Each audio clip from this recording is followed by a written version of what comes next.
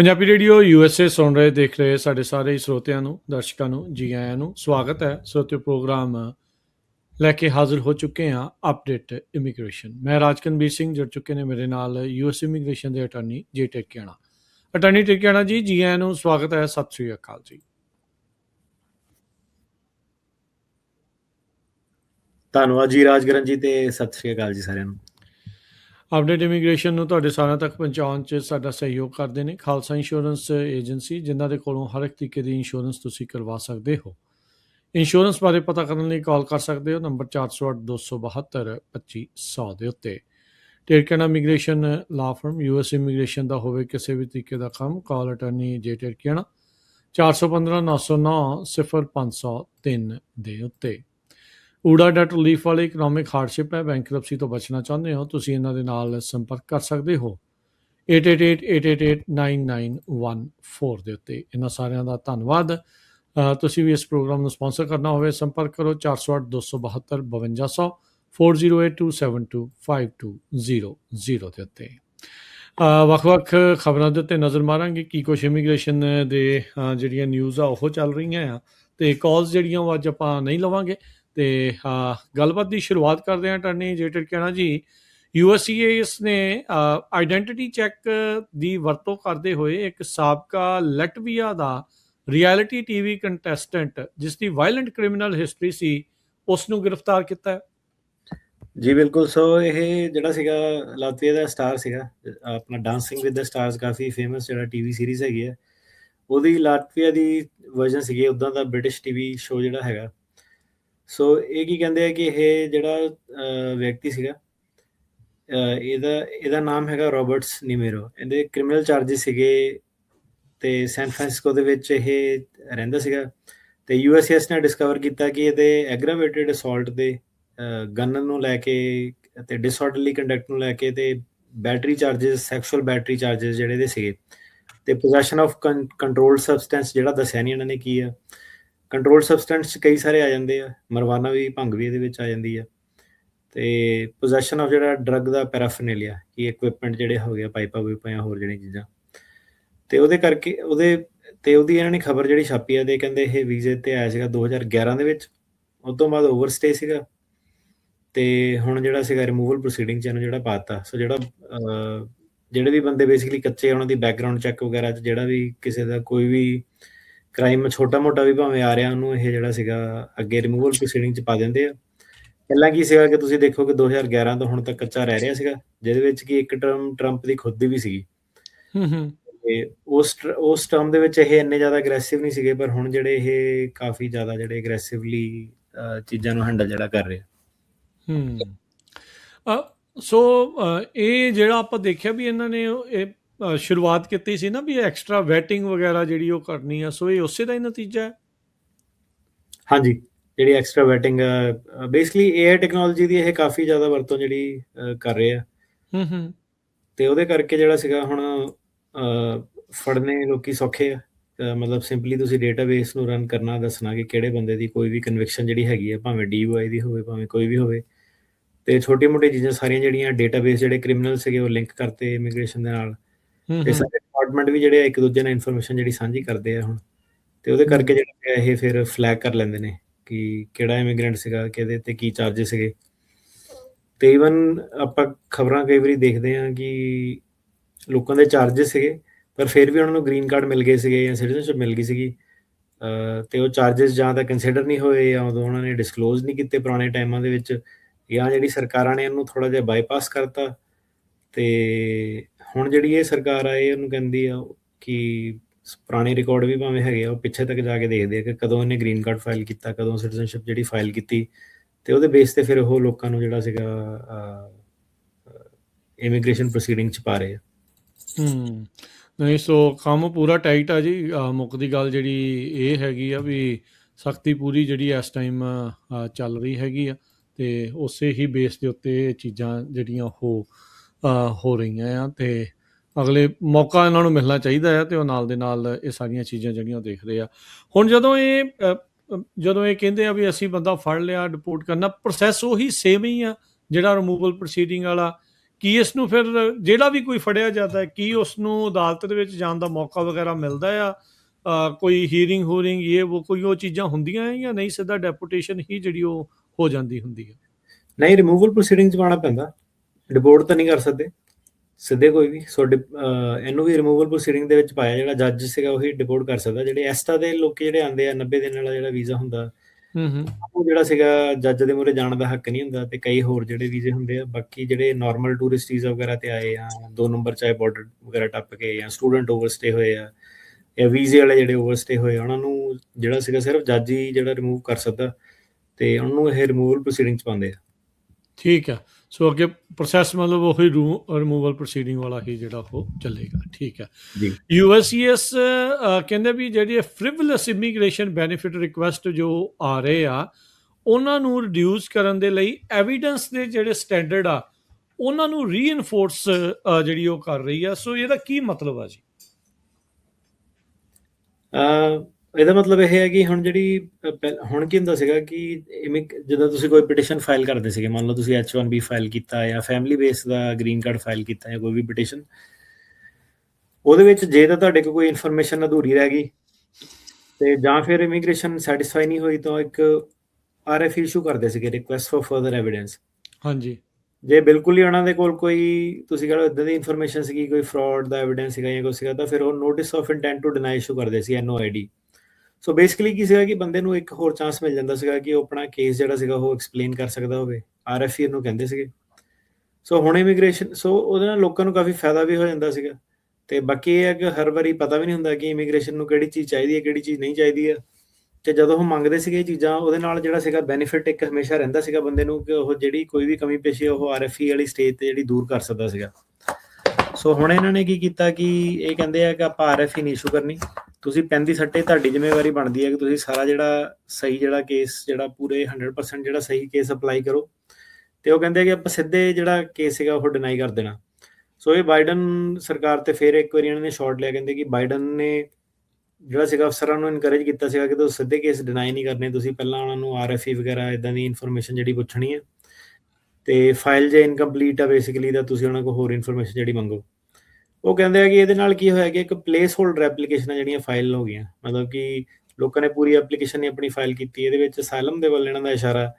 ਤੇ ਉਹ ਕਹਿੰਦੇ ਆ ਕਿ ਜਿਹੜੀਆਂ ਐਪਲੀਕੇਸ਼ਨਾਂ ਉਹ ਫਾਰਮ ਬੇਸਡ, ਜਿਹੜੇ ਲੋਕੀ ਕਈ ਵਾਰੀ ਪੈਰਾਲੀਗਲ ਵਗੈਰਾ ਤੋਂ ਕੇਸ ਲਵਾ ਲੈਂਦੇ ਸੀਗੇ, ਤੇ ਇਮੀਗ੍ਰੇਸ਼ਨ ਵਾਲਿਆਂ ਨੇ ਆਪਣੀ ਵੈਬਸਾਈਟ ਤੇ ਲਿਖਿਆ ਜਾਂਦੇ ਕਿ ਇਹ ਲੋਕੀ ਤਾਂ ਕਰਦੇ ਸੀਗੇ ਕਿ ਤਾਂ ਕਿ ਉਹਨਾਂ ਨੂੰ ਵਰਕ ਪਰਮਿਟ ਦਾ ਜਿਹੜਾ ਬੈਨੀਫਿਟ ਹੋ ਜਾਵੇ, ਤੇ ਘੱਟ ਐਪਲੀਕੇਸ਼ਨ ਦੀ ਘੱਟ ਇਨਫੋਰਮੇਸ਼ਨ ਐਪਲੀਕੇਸ਼ਨ ਲਗਾ ਕੇ ਉਹ ਸਿਸਟਮ ਦੇ ਵਿੱਚ ਫਸ ਜਾਣ।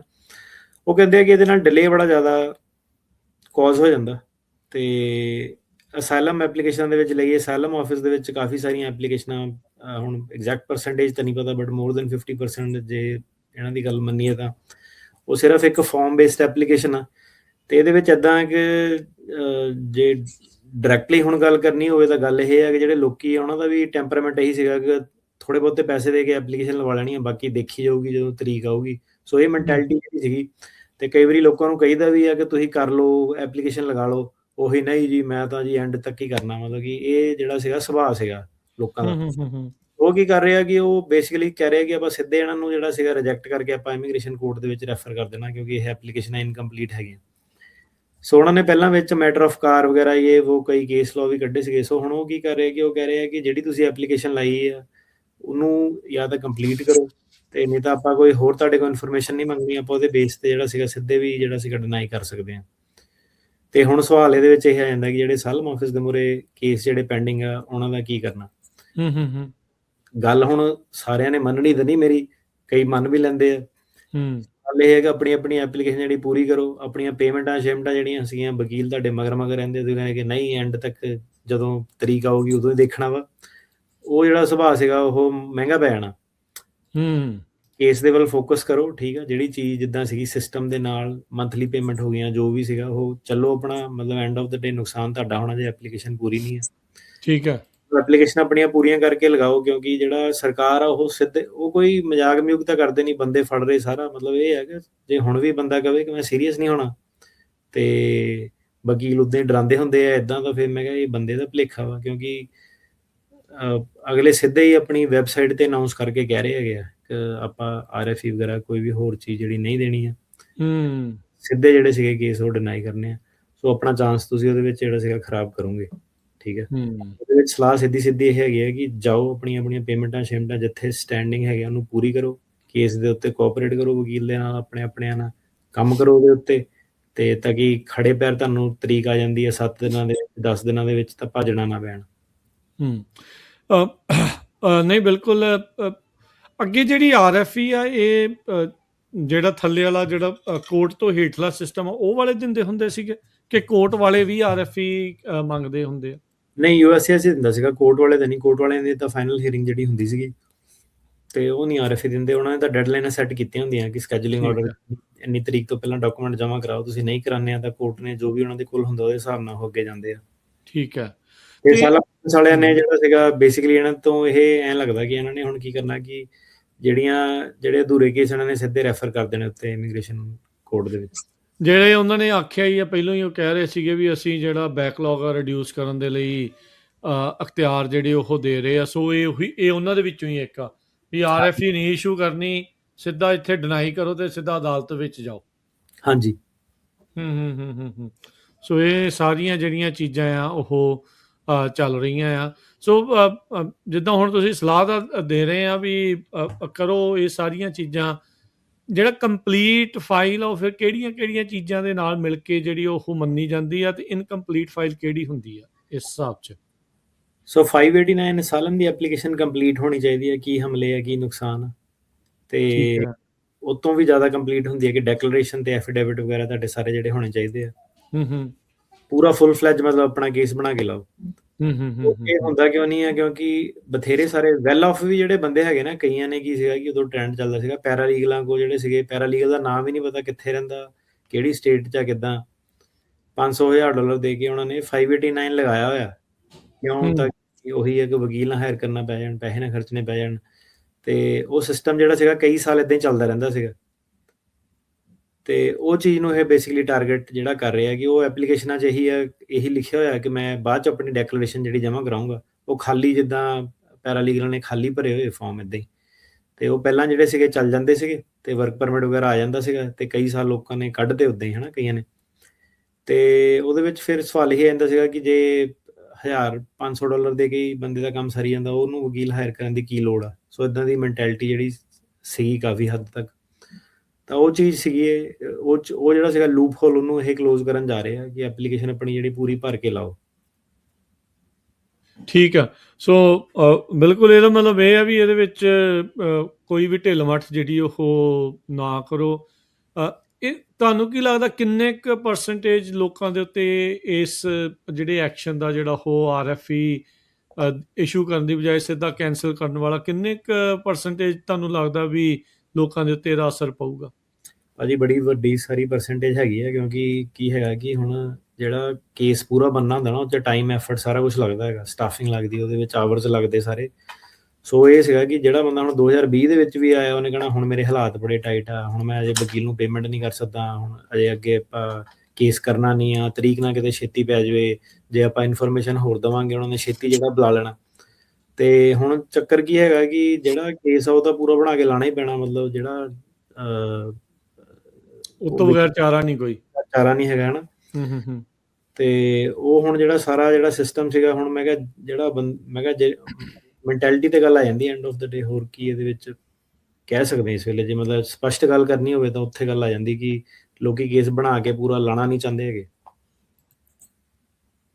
ਉਹ ਵੀ ਵਿੱਚ ਵਿਚਾਲੇ ਲਟਕੇ ਜਿਹੜੇ ਉਹ ਉਹਨਾਂ ਨੂੰ ਫਾਇਦਾ ਆ, ਉਹਨਾਂ ਨੂੰ ਲੱਗਦਾ ਵੀ ਆਪਾਂ ਨੂੰ ਵਰਕ ਪਰਮਿਟ ਮਿਲੀ ਜਾਣੇ, ਕੰਮ ਕਰੀ ਜਾਣਾ ਤੇ ਉਹ ਅੱਗੇ ਹੋਈ ਜਾਣਾ। ਪਰ ਹੁਣ ਇਹ ਪ੍ਰਸ਼ਾਸਨ ਕਹਿੰਦਾ ਵੀ ਜਾਂ ਇੱਧਰ ਹੋ ਜਾਓ ਜਾਂ ਉੱਧਰ ਹੋ ਜਾਓ। ਵੀ ਨਾਲ ਸੱਜਣ ਮਿੱਤਰ ਦੀ ਸਲਾਹ ਹੁੰਦੀ ਆ, ਦੂਜੇ ਦਾ ਕਈ ਵਾਰੀ ਕੰਮ ਖਰਾਬ ਕਰ ਦਿੰਦੇ, ਆਪਣੀ ਵਾਰੀ ਆਂਦੀ ਆ ਆਪ ਫੱਟ ਵਕੀਲ ਦੀ ਗੱਲ ਮੰਨ ਲੈਣੀ। ਮਤਲਬ ਇਹ ਵੀ ਬੜੀ ਵਾਰੀ ਦੇਖਿਆ। ਤੇ ਮੈਂ ਦੂਜੇ ਮੈਂ ਤੈਨੂੰ ਕਿਹਾ ਸੀਗਾ ਮੈਂ, ਹਨਾ, ਫਿਰ ਇੱਕ ਦੂਜੇ ਨਾਲ ਲੜ ਪੈਂਦੇ ਆ ਕਿ ਨਹੀਂ ਇਹਨੇ ਭਾਜੀ ਪਹਿਲਾਂ ਮੈਨੂੰ ਏਦਾਂ ਕਿਹਾ ਸੀਗਾ ਕਿ ਨਾ ਗੱਲ ਸੁਣੇ ਦੀ, ਏਦਾਂ ਕਰ। ਜਦੋਂ ਆਪਣੇ ਤੇ ਆਇਆ ਆਪਣਾ ਕੰਮ ਸਾਰ ਲਿਆ, ਦੂਜੇ ਨੂੰ ਉਹ ਕਰਤਾ, ਹਨਾ। ਮੇਰੀਆਂ ਲੱਤਾਂ ਖਿੱਚਦੇ ਆ ਤੇ ਆਪ ਪਾਰ ਹੋ ਗਿਆ। ਪੂਰਾ ਚੱਲਦਾ ਭਾਜੀ, ਹਰੇਕ ਬੰਦਾ ਪ੍ਰਧਾਨ, ਤੁਹਾਨੂੰ ਪਤਾ ਅੱਜ ਕੱਲ। ਤੇ ਗੱਲ ਹੁਣ ਏਦਾਂ ਕਿ ਮੈਂ ਕਿਹਾ ਉਹੀ ਆ ਕਿ ਥੋੜੀ ਆ ਕੇ ਸਿੱਧੀਆਂ ਗੱਲਾਂ ਕਰ ਦਿੰਦੀਆਂ ਕਈ ਵਾਰੀ। ਆਪਣਾ ਜਿਹੜਾ ਸੀਗਾ ਕਈਆਂ ਨੂੰ ਹੋ ਜਾਂਦੀ ਹੈ ਹਜਮ, ਕਈਆਂ ਨੂੰ ਨਹੀਂ ਹੁੰਦੀਆਂ, ਪਰ ਇਹ ਹੈ ਕਿ ਮਤਲਬ ਜਿਹੜੀ ਸਰਕਾਰ ਨੇ ਜਿਹੜੀ ਸਿਚੁਏਸ਼ਨ ਸੀਗੀ, ਇਹ ਤੋਂ ਬੈਟਰ ਤਰੀਕਾ ਨਹੀਂ ਹੈਗਾ ਮੇਰੇ ਕੋਲ ਦੱਸਣ ਵਾਲਾ। ਮੈਂ ਆ ਕੇ ਬੇਸਿਕ ਖਬਰ ਵੀ ਪੜ੍ਹ ਸਕਦਾ ਹਾਂ ਕਿ ਸਰਕਾਰ ਨੇ ਇੱਦਾਂ ਕਿ RFU URFI ਤੇ ਅੱਧਿਆਂ ਕੁ ਨੂੰ ਸਮਝ ਲੱਗਣੀ, ਅੱਧਿਆਂ ਕੁ ਨੂੰ ਸਮਝ ਨਹੀਂ ਲੱਗਣੀ ਹੈਗੀ। ਪਰ ਜਿਹੜੀ ਬੇਸਿਕ ਹੁਣ ਜਿਹੜੀ ਚੀਜ਼ ਨਾਲ ਆਪਾਂ ਰੋਜ਼ ਹੀ ਡੀਲ ਕਰੀ ਤਾਂ ਉਹੀ ਮੈਂ ਲਿਆ ਕੇ ਅੱਗੇ ਦੱਸੂਗਾ, ਠੀਕ ਹੈ ਕਿ ਨਹੀਂ। ਤੇ ਆਪਾਂ ਨੂੰ ਕਿਹੜਾ ਕੋਈ ਉਹਦੇ ਵਿੱਚ ਹੋਆ, ਤਾਂ ਹੁਣ ਕਲਾਇੰਟ ਨੂੰ ਵੀ ਤਾਂ ਸੇਮ ਹੀ ਚੀਜ਼ ਦੱਸਣੀ ਹੈ, ਤੀਜਾ ਬੰਦਾ ਕੋਈ ਆਂਦਾ ਉਹਨੂੰ ਵੀ ਸੇਮ ਹੀ ਚੀਜ਼ ਦੱਸਣੀ ਹੈ। ਤੇ ਉਹ ਹੈਗਾ ਕਿ ਜਿਹੜੀ ਇਮੀਗ੍ਰੇਸ਼ਨ ਆ ਉਹ ਸਭ ਤੋਂ ਇੰਪੋਰਟੈਂਟ ਚੀਜ਼ ਹੈਗੀ ਇਸ ਵੇਲੇ ਤੁਹਾਡੇ ਲਈ, ਠੀਕ ਹੈ।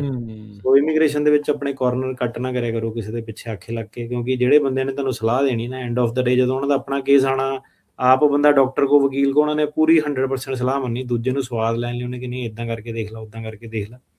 ਸੋ ਆਹ ਚੀਜ਼ 'ਚ ਹੁਣ ਇਹ ਹੈਗੀ ਕਿ ਆਹ ਚੀਜ਼ ਦੇ ਵਿੱਚ ਨਾ ਫਸਿਓ ਕੋਈ ਵੀ। ਬਿਲਕੁਲ ਬਿਲਕੁਲ ਬਿਲਕੁਲ ਸਹੀ ਗੱਲ ਹੈ ਜੀ। ਅਗਲੀ ਜਿਹੜੀ ਆਪਾਂ ਗੱਲ ਕਰਦੇ ਹਾਂ, ਮੈਕਸੀਕਨ ਇੱਕ ਏਲੀਅਨ ਆ, ਉਸਨੂੰ ਫਰਾਡ ਦੀ ਕੌਨਸਪੀਰੇਸੀ ਦੇ ਮਾਮਲੇ ਦੇ ਵਿੱਚ ਸਜ਼ਾ ਸੁਣਾਈ ਗਈ ਆ। ਹਾਂਜੀ, 37 ਸਾਲਾਂ ਦਾ ਬੰਦਾ ਹੈ, ਹੋਜ਼ੇ ਲੂਇਸ ਮੋਰੇਲਸ ਸਾਲਗਾਡੋ। ਇਹ 37 ਸਾਲਾਂ ਦਾ ਬੰਦਾ, ਤੇ ਇਹਨੂੰ ਕੈਂਜ਼ਸ ਡਿਸਟ੍ਰਿਕਟ ਜੱਜ ਬੈਥ ਫਿਲਿਪਸ ਨੇ 21 ਮਹੀਨੇ ਦੀ ਜੇਲ੍ਹ ਦੀ ਪਹਿਲਾਂ ਸਜ਼ਾ ਦਿੱਤੀ, 61,200 ਇਹਨੂੰ ਫਾਈਨ ਉਹਨਾਂ ਨੇ ਪੇ ਕਰਨ ਲਈ ਕਿਹਾ ਕੈਂਜ਼ਸ ਦੇ ਵਿੱਚ।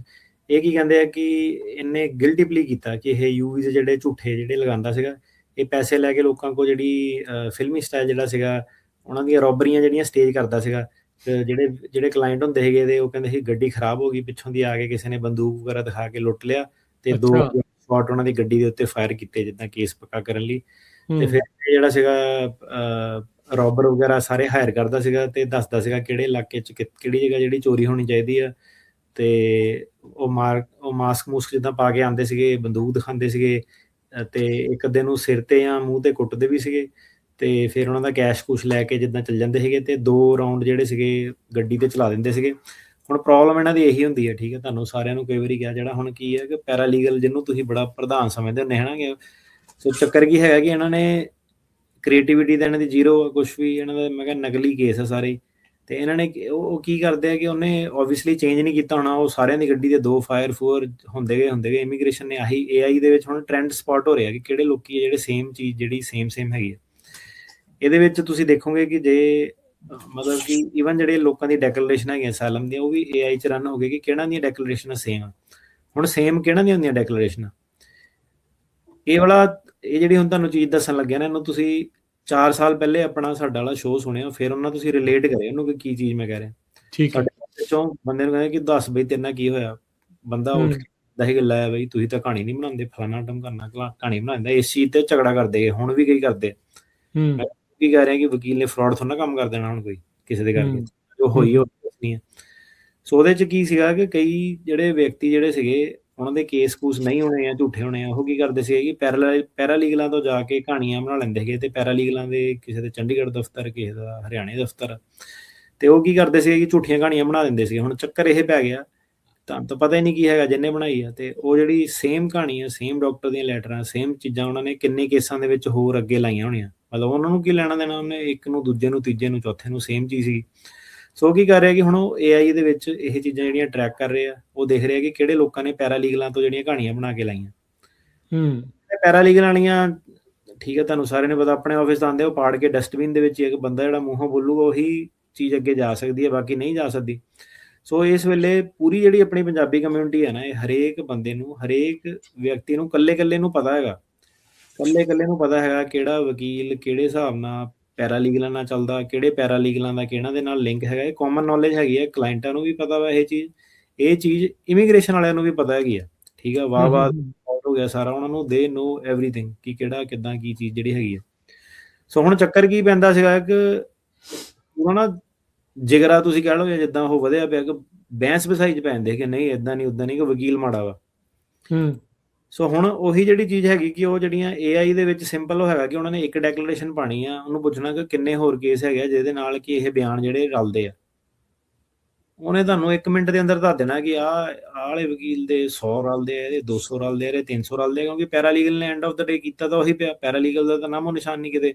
ਉਹਦੇ ਵਿੱਚ ਕੀ ਹੈ ਕਿ ਇਸ ਲੈਵਲ ਦੀਆਂ ਇਨਵੈਸਟੀਗੇਸ਼ਨਾਂ ਜਿਹੜੀਆਂ AI ਦੇ ਥਰੂ ਜਿਹੜੀਆਂ ਇਹ ਹੋ ਰਹੀਆਂ, ਇਹਦੇ ਵਿੱਚ ਹੁਣ ਤੁਸੀਂ ਦੇਖੋ ਕਿ ਜਿਹੜਾ ਬੰਦਾ ਬੈਠਾ ਉਹਨੇ ਆਪਣਾ ਆਪ ਦੱਸਿਆ ਆਹ ਮੇਰਾ ਪਿੰਡ ਆ ਮੇਰੀ ਐਜੂਕੇਸ਼ਨ ਆ ਮੇਰੀ ਚੀਜ਼ ਆ ਮੇਰੇ ਇੰਨੇ ਭਰਾ ਮੇਰਾ ਅੰਕਲ ਆ ਹਨਾ ਹਰੇਕ ਬੰਦੇ ਦੀ ਆਪਣੀ ਜਿਹਦੀ ਯੂਨੀਕ ਫੈਮਿਲੀ ਸਟੋਰੀ ਜਿਹੜੀ ਹੈਗੀ ਆ ਉਹਨੂੰ ਇਹਦੇ ਵਿੱਚ ਕੋਈ ਪ੍ਰੋਬਲਮ ਨਹੀਂ ਹੈਗੀ ਉਹਨੇ ਕਿਉਂਕਿ ਆਪ ਆਪਣਾ ਸਾਰਾ ਦੱਸਿਆ ਕੀਤਾ ਤੇ ਇਹਦੇ ਵਿੱਚ ਹੁਣ ਜਿਹੜੀ ਪ੍ਰੋਬਲਮ ਉਹੀ ਹੈ ਕਿ ਜਿੱਥੇ ਹੁਣ ਪੈਰਾਲੀਗਲ ਆ ਗਿਆ ਇਹ ਚੀਜ਼ ਨੂੰ ਵਾਰਨ ਕਰਦੇ ਹੋਏ 4-5 ਸਾਲ ਜਿਹੜੇ ਹੋ ਗਏ ਕਈਆਂ ਨੇ ਨਹੀਂ ਵੀ ਸੁਣੀ ਗੱਲਬਾਤ ਕਈ ਗੱਲ ਵੀ ਪੈਂਦੇ ਹੈਗੇ ਕਿ ਲੈ ਇਦਾਂ ਕਿਦਾਂ ਗਲਤ ਕਹਿਤਾ ਪਰ ਤੁਸੀਂ ਹੈਲਪ ਨਹੀਂ ਕਰਦੇ ਕੋਈ ਆਹ ਨਹੀਂ ਕੀਤਾ ਉਹ ਨਹੀਂ ਕਈ ਚੀਜ਼ਾਂ ਸੁਣੀਆਂ 4 ਸਾਲ ਤੇ ਪਰ ਸੀਗਾ ਫੈਡਰਲ ਲਾਅ ਹੀ ਹੈਗਾ ਤਾਂ ਹੁਣ ਇਹ ਹੈਗਾ ਕਿ ਉਦੋਂ ਤੁਹਾਨੂੰ ਕਿਹਾ ਵੀ ਸੀਗਾ ਕਿ ਮੈਂ ਕਿਹਾ ਐਂਡ ਆਫ ਦਾ ਡੇ ਜਦੋਂ ਮਾੜੇ ਟਾਈਮ ਹੋਣੇ ਨਾ ਤੁਸੀਂ ਥੈਂਕ ਯੂ ਕਹੋਗੇ ਕਿ ਤੁਸੀਂ ਹਾਰਡਵੇ ਜਿਹੜਾ ਕੰਮ ਕੀਤਾ ਸਹੀ ਤਰੀਕੇ ਨਾਲ ਕੰਮ ਕੀਤਾ ਠੀਕ ਹੈ ਕਲਾਇੰਟ ਫੀਲ ਕਰੂਗੇ ਉਹ ਚੀਜ਼ਾਂ ਨਾਲ ਸੋ ਇਹ ਹੈ ਕਿ ਹੁਣ ਮੈਂ ਕਿਹਾ ਉਹ ਵਾਹ ਵਾਲੇ ਹੁਣ ਜਿੱਦਾਂ ਤੁਹਾਨੂੰ ਪਤਾ ਕੰਮ ਕੁਮ ਜਿੱਥੇ ਚੱਲਦੇ ਮੈਂ ਕਿਹਾ ਹੁਣ ਇਹੀ ਹੈ ਕਿ ਸਾਰੇ ਟੈਨਸ਼ਨਾਂ 'ਚ ਭਰੀ ਫਿਰਦੇ ਮੈਂ ਕਿਹਾ ਹੁਣ ਯਾਰ ਇਹ ਤਾਂ ਚੀਜ਼ ਆਪਾਂ 4 ਸਾਲ ਹੋ ਗਏ ਕਹਿੰਦੇ ਉਦੋਂ ਨਹੀਂ ਕਿਸੇ ਨੇ ਜਿਹੜੀਆਂ ਚੀਜ਼ਾਂ ਹੁਣ ਸੈੱਟ ਕੀਤੀਆਂ ਹੁਣ ਇੱਕਦਮ ਹੀ ਕੀ ਹੋ ਗਿਆ ਇੱਕ ਪਹਿਲੀ ਖਬਰ ਸੁਣਨਾ ਇਹਨਾਂ ਨੇ ਛਾਪੀ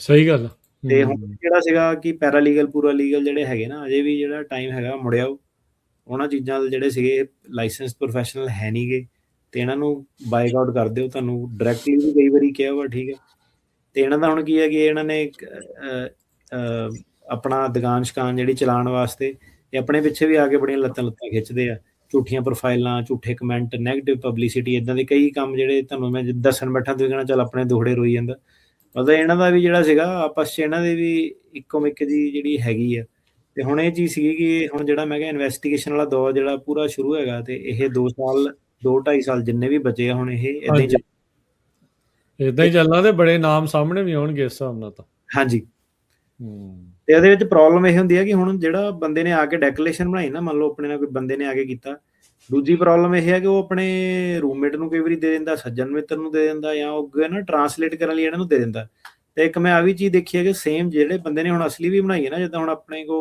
ਕੋਈ ਦੱਸ ਕੇ ਚੱਲ ਗਿਆ ਉਹਨੇ ਉਹਨੂੰ ਟਰਾਂਸਲੇਟ ਕਰਾਈ ਉਹ ਟਰਾਂਸਲੇਟਰ ਉਹਨਾਂ ਦੀਆਂ ਜਿਹੜੀਆਂ ਸੀਗੀਆਂ ਡੈਕਲੇਰੇਸ਼ਨ ਉਹ ਵੀ ਅੱਗੇ ਵੇਚ ਦਿੰਦੇ ਆ ਇਹ ਵੀ ਚੀਜ਼ ਜਿਹੜੀ ਸੀ ਘੁੰਮ ਫਿਰ ਕੇ ਆਪਣੇ ਸਾਹਮਣੇ ਆਈ ਹੋਈ ਹੈਗੀ ਹੈ ਤੇ ਤੁਸੀਂ ਕਿਹੜੇ ਬੰਦੇ ਨਾਲ ਡੀਲ ਕਰਦੇ ਆ ਠੀਕ ਆ ਤੇ ਉਹ ਜਿਹੜਾ ਸੀਗਾ ਸੋਚ ਵਿਚਾਰ ਕੇ ਜਿਹੜਾ ਆਪਣਾ ਡੀਲ ਕਰਿਆ ਕਰੋ ਕਲਾਇੰਟਾਂ ਨੇ ਕਈ ਵਾਰੀ ਦੱਸਿਆ ਕਹਿੰਦਾ ਯਾਰ ਕਹਿੰਦਾ ਭਾਜੀ ਆਪਣੇ ਨਾ ਉਹ ਸੀਗੇ ਪਤਾ ਲੱਗਾ ਕਹਿੰਦਾ ਆ ਜਿਹੜੀ ਡੈਕਲੇਰੇਸ਼ਨ ਆ ਇੰਡੀਆ 'ਚ ਕੋਈ ਉਹਨੂੰ ਕਹਿੰਦਾ ਕਿ ਆ ਮਹਿੰਗੀ ਦੇਣੀ ਹੈ ਇਹ ਢੇਰਕਿਆਣੇ ਦੇ ਆਫਿਸ ਦੇ ਕਿਸੇ ਕਲਾਇੰਟ ਦੀ ਸੀਗੀ ਮੈਂ ਕਿਹਾ ਲੈ ਪਰ ਇਹ ਇਦਾਂ ਨਾ ਹੋਵੇ ਵੀ ਜਿਹਦੀ ਬਣਾਈ ਉਹ ਤੋਂ ਪਹਿਲਾਂ ਕਿਸੇ ਦਾ ਹੋਵੇ ਤੇ ਉਹਦਾ ਪਹਿਲਾਂ ਚੱਲ ਜਾਏ ਤੇ ਜਿਹਨੇ ਆਪ ਦੱਸੀ ਸੀ ਉਹ ਪਿੱਛੇ ਰਹਿ ਜਾਵੇ ਹਾਂਜੀ ਬਿਲਕੁਲ ਹੁੰਦਾ ਇੱਕ ਬੰਦਾ ਇੱਕ ਵਾਰੀ ਆਇਆ ਕਹਿੰਦਾ ਮੈਨੂੰ ਨਾ ਫਲਾਣੇ ਰੈਫਰ ਕੀਤਾ ਉਹਦਾ ਕੇਸ ਤੁਹਾਡੇ ਕੋਲ ਪਾਸ ਹੋਇਆ ਸੀਗਾ ਮੈਂ ਕਿਹਾ ਕੀ ਨਾਮ ਉਹਦਾ ਉਹਨੂੰ ਨਾ ਯਾਦ ਆਵੇ ਏਦਾਂ ਮੈਨੂੰ ਫੋਨ ਖੋਲ ਕੇ ਦੱਸਵੇ ਕਹਿੰਦਾ ਭਾਜੀ ਉਹਦੀ ਡੈਕਲੇਰੇਸ਼ਨ ਵੀ ਮੇਰੇ ਕੋਲ ਹੈਗੀ ਹੈ ਮਤਲਬ ਜਿਹੜੇ ਬੰਦੇ ਦਾ ਕੇਸ ਪਾਸ ਹੈਗਾ ਉਹਨੇ ਆਪਣੀ ਡੈਕਲੇਰੇਸ਼ਨ ਦੇਤੀ ਆਪਣੇ ਰੂਮਮੇਟਾਂ ਨੇ ਅੱਗੇ ਤੋਂ ਅੱਗੇ ਸ਼ੇਅਰ ਕਰਤੀ WhatsApp 'ਚ ਗਰੁੱਪ ਜੇ ਬਣੇ ਆ ਠੀਕ ਹੈ ਪਹਿਲਾਂ ਤਾਂ ਭਾਈ ਇਹ ਗਰੁੱਪ ਜੇ ਛੱਡੋ ਇਹ ਠੀਕ ਆ ਬੇਵਕੂਫੀਆਂ ਜਿਹੜੀਆਂ ਹੈਗੀਆਂ ਤੁਹਾਨੂੰ ਕੀ ਲੱਗਦਾ ਕਿ ਉਹਨਾਂ ਦੇ ਬੰਦੇ ਨਹੀਂ ਇਨਫਿਲਟਰੇਟ ਕੀਤੇ ਹੋਣੇ ਠੀਕ ਆ ਕਿ ਨਹੀਂ ਮੂਰਖਾਂ ਦੇ ਜਿਹੜੇ ਗਰੁੱਪ ਮੈਂ ਕਿਹਾ ਨਾ ਕਰੇ ਹੁਣ ਮੈਂ ਕਿਹਾ ਦੌਰ ਨੂੰ ਦੇਖੋ ਕੀ ਹੈਗਾ ਠੀਕ ਆ ਆਪਣੇ ਕੇਸ ਕੂਸ ਵੱਲ ਜਿਹੜਾ ਫੋਕਸ ਕਰੋ ਆਪਣੀ ਜਾਣਕਾਰੀ ਜਿਹੜੀ ਆਪਣੇ ਕੋਲ ਰੱਖੋ ਤੁਹਾਡੇ ਜਿਹੜੇ ਡਾਕੂਮੈਂਟ ਆਪਣੇ ਕੋਲ ਰੱਖੋ ਤੁਹਾਨੂੰ ਪਹਿਲਾਂ ਵੀ ਮੈਂ ਘਰ ਦਾ ਭੇਤੀ ਜਿਹੜਾ ਹੁੰਦਾ ਉਹ ਲੰਕਾ ਢਾਂਦਾ ਹੁੰਦਾ ਠੀਕ ਆ ਕਿ ਨਹੀਂ ਤੇ ਲੀਗਲ ਜਿਹੜਾ ਕੰਮ ਕਰੋ ਸਾਰਾ ਇਹ ਚੀਜ਼ਾਂ ਜੋ ਮਤਲਬ ਖਬਰਾਂ ਸੁਣਾਉਣ ਦਾ ਇਹਦਾ ਮਤਲਬ ਇਹੀ ਹੁੰਦਾ ਕਿ ਡਾਇਰੈਕਟਲੀ ਅੱਜ ਥੋੜਾ ਜਿਹਾ ਕਹਿ ਰਹੇ ਹਾਂ ਠੀਕ ਆ ਬੁਰੀ ਵੀ ਕਈਆਂ ਨੂੰ ਲੱਗ ਸਕਦੀ ਆ ਪਰ ਇਹ ਹੈ ਕਿ ਜਿੱਦਾਂ ਹੁਣ ਬਾਕੀ ਅੱਡੀਆਂ ਇੱਥੇ ਨੈਸ਼ਨੈਲਿਟੀ ਦੀਆਂ ਸਾਰਿਆਂ ਦੀਆਂ ਖਬਰਾਂ ਜਿਹੜੀਆਂ ਸ਼ੇਅਰ ਕਰ ਰਹੇ ਹਾਂ ਪਰਪਸ ਤਾਂ ਇਹੀ ਹੈ ਨਾ ਕਿ ਭਾਈ ਆਹ ਦੇਖੋ ਆਹ ਟਾਈਮ ਜਿਹੜਾ ਚੱਲਦਾ ਪਿਆ ਆਹ ਚੀਜ਼ਾਂ ਜਿਹੜੀਆਂ ਹੋ ਰਹੀਆਂ ਠੀਕ ਆ ਤੇ ਤੁਸੀਂ ਜੇ ਫੇਰ ਵੀ ਕਹਿੰਦੇ ਕਿ ਨਹੀਂ ਉਧਰਲੇ ਟਰੈਕ ਹੀ ਜਿਹੜਾ ਕਰਨਾ ਠੀਕ ਹੈ ਕਿ ਪੈਰਾਲੀਗਲੀ ਪ੍ਰਧਾਨ ਹੁੰਦਾ ਤਾਂ ਫੇਰ ਤੁਹਾਡੀ ਪ੍ਰੋਬਲਮ ਆ ਉਹ ਫਿਰ ਬੰਦਾ ਫਸ ਜਾਂਦਾ ਹੈ ਫਿਰ ਕਹਿੰਦੇ ਵੀ ਇਦਾਂ ਉਦਾਂ ਆ ਵੀ ਕਿਵੇਂ ਜਿਹੜਾ ਉਹ ਹੋਵੇ ਸੋ ਸਲਾਹ ਮੰਨਿਆ ਕਰੋ ਦੇਖਿਆ ਕਰੋ ਵੀ ਕਿਵੇਂ ਜਿਹੜਾ ਸਾਰੀਆਂ ਚੀਜ਼ਾਂ ਜਿਹੜੀਆਂ ਚੱਲ ਰਹੀਆਂ ਆਪਣੀ ਇਨਫੋਰਮੇਸ਼ਨ ਸ਼ੇਅਰ ਕਰੋਗੇ ਇਵੈਂਚੁਅਲੀ ਉਹ ਤੁਹਾਡੇ ਉਲਟ ਯੂਜ਼ ਹੋ ਜਾਣੀ ਆ ਫਿਰ ਤੁਸੀਂ ਦੇਖਣਾ ਆ ਜਿੱਦਾਂ ਹੁਣ AI ਦੇ ਮਾਡਲ ਉਹ ਪੂਰੇ ਵਰਤ ਰਹੇ ਆ AI ਦੀ ਇਨਫੋਰਮੇਸ਼ਨ ਪੂਰੀ ਯੂਜ਼ ਕਰ ਰਹੇ ਆ ਉਹਨਾਂ ਨੂੰ ਝੱਟ ਪਤਾ ਲੱਗ ਜਾਂਦਾ ਆ ਵੀ ਕਿੱਧਰੋਂ ਕਿਵੇਂ ਕੀ ਜਿਹੜਾ ਹੋ ਰਿਹਾ ਚਲੋ ਹਾਂ ਮੇ ਵੀ ਅਜੇ ਵੀ ਕੁਛ ਨੂੰ ਲੱਗਦਾ ਹੋਊਗਾ ਨਹੀਂ ਯਾਰ ਇਹ ਤਾਂ ਐਵੇਂ ਕਹੀ ਜਾਂਦੇ ਇਹ ਨਹੀਂ ਫੜੇ ਜਾਂਦੇ ਬਟ ਆਉਣ ਵਾਲੇ ਸਮੇਂ 'ਚ ਇਹ ਚੀਜ਼ ਬਚਿਆ ਨਹੀਂ ਕਰਨੀ ਇਹ ਹੋ ਹੀ ਜਾਣਾ ਆ ਇਹਦੇ ਵਿੱਚ ਕੁਛ ਰਹਿ ਨਹੀਂ ਜਾਣੀ ਚੀਜ਼ ਸੋ ਜਿਹੜਾ ਉਹ ਦੇਖ ਕੇ ਇੱਕ ਵਾਰੀ ਫਿਰ ਮੈਂ ਇਹ ਜਿਹੜਾ ਜ਼ਰੂਰ ਪੁੱਛਣਾ ਚਾਹੁੰਦਾ ਵੀ ਹੁਣ ਬਹੁਤ ਸਾਰੇ ਜਿਹੜੇ ਆਪਾਂ ਨੂੰ ਡੀਨੈਚੁਰਲਾਈਜੇਸ਼ਨ ਵਾਲੇ ਕੇਸ ਆ ਉਹ ਸਾਹਮਣੇ ਆ ਰਹੇ ਆ ਉਹ ਇਨਫੋਰਮੇਸ਼ਨ ਜਿਹੜੀ ਇਹਨਾਂ ਨੇ ਫਾਰਮਸ ਦੇ ਵਿੱਚ ਨਹੀਂ ਭਰੀ ਹੁੰਦੀ ਜਾਂ ਇੱਕ ਤੋਂ ਵੱਧ ਨਾਵਾਂ ਦੇ ਨਾਲ ਪਹਿਲੋਂ ਅਪਲਾਈ ਕੀਤੇ ਹੁੰਦੇ ਆ ਉਹ ਦੱਸਦੇ ਨਹੀਂ ਫਿਰ ਉਹ ਉਹਨਾਂ ਦੇ ਵੀ ਹੁਣ ਕਾਫੀ ਕਹਿ ਲਓ ਵੀ ਇਸ ਟਾਈਮ ਕੜਿੱਕੀ ਦੇ ਵਿੱਚ ਫਸ ਰਹੇ ਆ। ਉਹ ਤਾਂ ਦੇਖੋ ਜੀ ਰਾਜਕਰਨ ਜੀ, ਬੜਾ ਈਜ਼ੀ ਜਿਹੜਾ ਹੈਗਾ ਉਹ ਤਾਂ ਡੇਟਾਬੇਸ ਰਨ ਕਰਨਾ, ਉਹਨੇ ਕਿਹੜੇ ਬੰਦੇ ਦੇ 2 ਨਾਮ ਬੋਲਦੇ ਆ ਉੱਥੋਂ ਦੀ, ਮਤਲਬ ਉਹ ਤਾਂ ਬੜੀ ਈਜ਼ੀ ਚੀਜ਼ ਹੋ ਗਈ ਹੁਣ, ਕਿ ਜਿਹੜੇ 2 ਨਾਮ ਵਾਲੇ ਜਿਹੜੇ ਸੀਗੇ ਨਾ, ਉਹ ਬੜੇ ਜ਼ਿਆਦਾ ਕੇਸ ਜਿਹੜੇ ਸਾਹਮਣੇ ਆ ਰਹੇ। ਇੱਕ ਉਹ ਹੈਗਾ ਜਿਹੜੇ ਕਈਆਂ ਨੇ 2-2 ਜਿਹੜੇ ਅਸਾਲਮ ਦੇ ਕੇਸ ਲਗਾਏ ਸੀਗੇ, ਉਹ ਵਾਲਾ ਜਿਹੜਾ ਕਾਫੀ ਜ਼ਿਆਦਾ ਹੈਗਾ। ਫਿਰ ਜਿਹੜਾ ਸੀਗਾ ਸਭ ਤੋਂ ਮੂਰਖਤਾ ਵਾਲੇ ਕੇਸ ਕਿਹੜੇ ਹੈਗੇ ਮੇਰੇ ਹਿਸਾਬ ਨਾਲ, ਸਭ ਤੋਂ ਮੂਰਖਤਾ ਵਾਲੇ ਕੇਸ ਹੈਗੇ, ਬੰਦਾ ਇੰਡੀਆ ਤੋਂ ਵਿਆਹ ਕਰਾ ਕੇ, ਪਹਿਲਾਂ ਇਹ ਨਿਆਣੇ ਨੂਣੇ ਵੀ ਉਹਦੇ ਸੀਗੇ, ਆ ਕੇ ਉਹਨੇ ਪੁਰਾਣੀ ਵਾਲੀ ਨੂੰ ਡਿਵੋਰਸ ਦਿੱਤਾ, ਇੱਥੇ ਵਿਆਹ ਕਰਾਇਆ, ਫਿਰ ਜਦੋਂ ਗ੍ਰੀਨ ਕਾਰਡ ਹੋ ਗਏ, ਇੱਥੋਂ ਡਿਵੋਰਸ ਦੇ ਕੇ ਫਿਰ ਪੁਰਾਣੀ ਵਾਲੀ ਨਾਲ ਵਿਆਹ ਕਰਾ ਲਿਆ, ਜਾਂ ਇੱਧਰ ਵਾਲੀ ਘਰ ਵਾਲੀ ਤੋਂ ਜਿਹੜਾ ਸੀਗਾ ਨਿਆਣੇ ਸਪਾਂਸਰ ਕਰਾ ਲਏ। ਇੱਕ ਨਾ ਪੈਟਰਨ ਜਿਹਾ ਜਿਹੜਾ ਬੜਾ ਕਾਮਨ ਜਿਹਾ ਪੈਟਰਨ ਆ। ਤੇ ਬਾਰ-ਬਾਰ ਜਿਹੜੀ ਤੁਹਾਨੂੰ ਇੱਕੋ ਹੀ ਗੱਲ ਕਹੂੰਗਾ ਕਿ ਕੀ ਹੈਗਾ, ਕਿ ਦੇਖੋ ਮੂਰਖਾਂ ਦੀ ਸਲਾਹ ਵੀ ਉਨੀ ਕੀ ਹੈ ਕਿ ਸੇਮ ਹੀ ਉਹਨਾਂ ਨੇ ਚੇਪੀ ਜਾਣੀ ਹਰੇਕ ਬੰਦੇ ਦੇ ਉੱਤੇ। ਤੇ ਹੁਣ ਇਹ ਜਿਹੜਾ ਸੀਗਾ ਕਿ ਭਾਵੇਂ ਕਿਸੇ ਦੇ 1980 ਚ ਗ੍ਰੀਨ ਕਾਰਡ ਆਇਆ, ਭਾਵੇਂ ਕਿਸੇ ਦਾ 1990 ਚ ਆਇਆ, ਭਾਵੇਂ ਉਹ ਸਿਟੀਜ਼ਨ ਬਣ ਗਏ, ਮਤਲਬ ਕਿ ਆਲ ਦਾ ਵੇ ਬੈਕ ਜਾ ਕੇ ਜਿਹੜੇ ਸੀਗੇ ਹਰੇਕ ਚੀਜ਼ ਜਿਹੜੀ ਉਹ ਕਰ ਰਹੇ ਹੈਗੇ। ਉਹ ਕਈ ਵਾਰੀ ਬੰਦਾ ਸੋਚਦਾ ਹੋਣਾ ਕਿ ਲੈ ਮੇਰੇ ਤਾਂ ਇਹਨੂੰ 15 ਸਾਲ ਹੋ ਗਏ, ਕਿਸੇ ਨੇ ਕੁਝ ਕਹਿਣਾ ਨਹੀਂ, ਹੈ ਨਾ। ਤੇ they are going all the way back ਕੀ ਕਿੱਦਾਂ। ਤੇ ਮਤਲਬ ਉਹਦਾ ਰੀਜ਼ਨ ਇਹੀ ਹੈਗਾ ਕਿ AI ਦੇ ਵਿੱਚ ਪਾਣਾ ਉਹਨਾਂ ਨੇ, ਉਹਨੇ ਜਿਹੜਾ ਕਿਸੇ ਨੂੰ ਫਾਈਲ ਫਰੋਲਣ ਦੀ ਲੋੜ ਨਹੀਂ, ਹੁਣ ਸਾਰਾ ਕੁਝ ਡਿਜੀਟਲਾਈਜ਼ ਹੈਗਾ। ਤੇ ਉਹਦੇ ਕਰਕੇ ਜਿਹੜਾ ਸੀਗਾ ਇਹ ਹੁਣ ਜਿਹੜੀ ਸੀਗੀ ਨਿਊ ਟੈਕਨੋਲੋਜੀ ਜਿਹੜੀ ਯੂਜ਼ ਕਰਕੇ ਤੇ ਈਜ਼ੀ ਹੋ ਗਿਆ ਕੰਮ ਜਿਹੜਾ ਫੜਨਾ ਲੋਕਾਂ ਨੂੰ। ਤੇ ਇੱਕ ਜਿਹੜੀ ਚੀਜ਼ ਜ਼ਰੂਰ ਸ਼ੇਅਰ ਕਰਿਓ ਵੀ ਕੀ ਇਸ ਟਾਈਮ ਕੋਰਟਸ ਨੂੰ ਲੈ ਕੇ ਸਿਚੁਏਸ਼ਨ ਜਿਹੜੀ ਉਹ ਚੱਲ ਰਹੀ ਹੈਗੀ ਆ। ਸੋ ਉਹਦੇ 'ਚ ਇਹ ਅਪਡੇਟ ਦਊਂਗਾ ਕਿ 3 ਕੇਸ ਆਪਣੇ ਪਾਸ ਹੋਏ ਸੀਗੇ ਵਿਦਿਨ ਲਾਸਟ 30 ਡੇਜ਼। ਹੁਣ ਨੰਬਰ ਘੱਟ ਆ, ਕਿਤੇ ਮੈਂ ਕਿਹਾ ਇੱਕ ਦਿਨ 'ਚ 5-5 6 ਪਾਸ ਹੋ ਜਾਂਦੇ ਸੀਗੇ, ਮਤਲਬ ਉਹ ਵਾਲੇ ਟਾਈਮ ਤਾਂ ਨਹੀਂ ਜਿਹੜੇ ਹੁਣ ਰਹੇ। ਪਰ ਫਿਰ ਵੀ ਤੁਸੀਂ ਸਾਡੇ ਜਿੱਦਾਂ ਸੋਸ਼ਲ ਮੀਡੀਆ ਤੇ ਜਾਓਗੇ ਨਾ, ਤੁਹਾਨੂੰ ਹੁਣ ਕਈ ਤਾਂ ਪਾਉਂਦੇ ਨਹੀਂ, ਡਰਦੇ ਮਾਰੇ ਵੀਡੀਓ ਆ ਰਹੀ ਹੈ ਜੋ ਵੀ ਹੈ।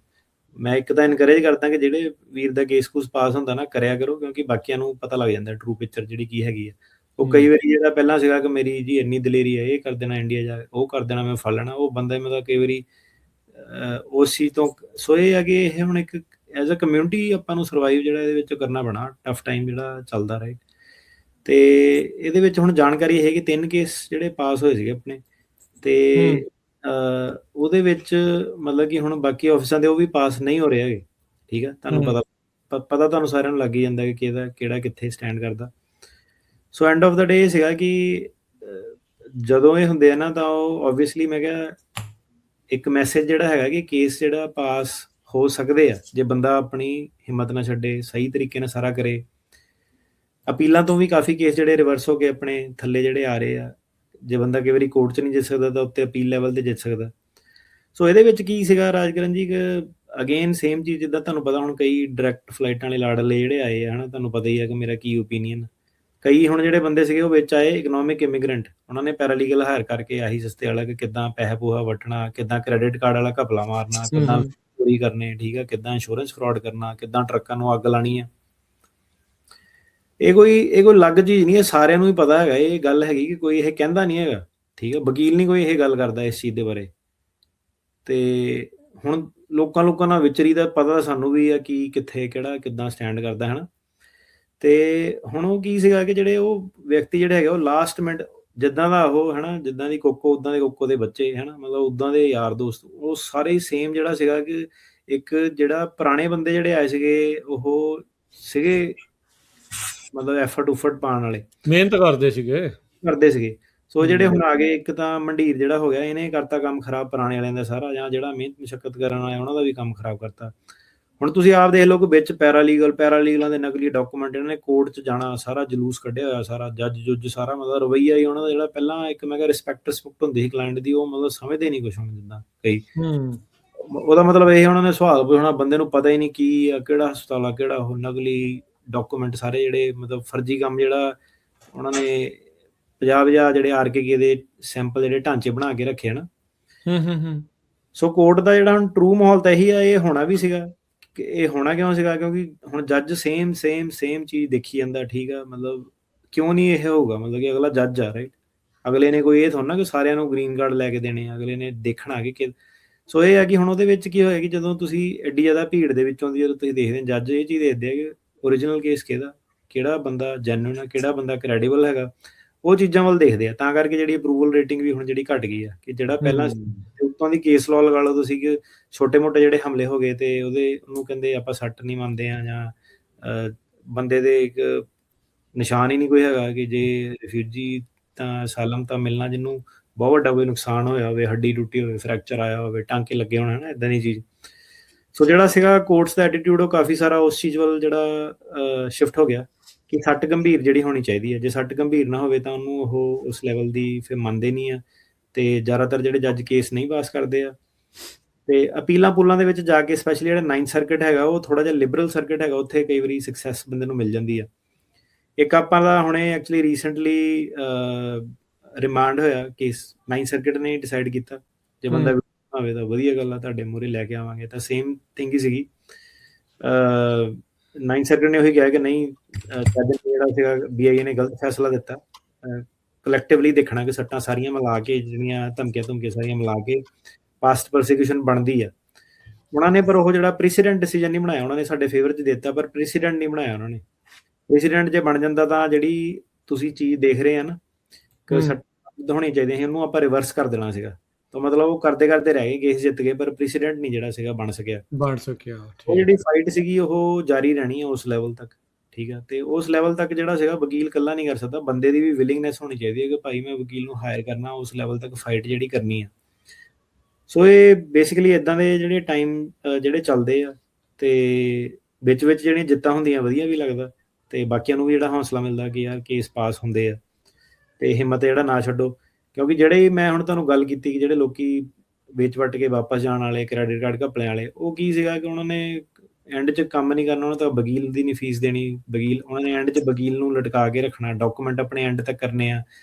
ਉਹ ਜਿਹੜਾ ਸੀ ਕਮਿਊਨਿਟੀ 'ਚ ਰੌਲਾ ਪਾਤਾ ਕਿ ਨਹੀਂ ਕੇਸ ਪਾਸ ਨਹੀਂ ਹੁੰਦੇ, ਛੱਡੋ ਵੇਚ ਵੱਟ ਕੇ ਵਾਪਸ ਚੱਲੋ ਵਾਲਾ ਹਿਸਾਬ ਕਿਤਾਬ। ਉਹ ਜਿਹੜਾ ਆਪਣਾ ਸੀਗਾ ਕੰਮ ਉਹ ਇਹ ਹੈ ਕਿ ਲਿਆ ਕੇ ਆ ਕੇ ਨਹੀਂ ਕਿ ਉਹ ਚੀਜ਼ ਨੂੰ ਚੇਂਜ ਕਰਨਾ, ਮੂਰਖਾਂ ਦੇ ਮਗਰ ਨਹੀਂ ਲੱਗਣਾ, ਕੇਸ ਦੀ ਫਾਈਟ ਕਰਨੀ ਆ ਹਰੇਕ ਲੈਵਲ ਤੇ।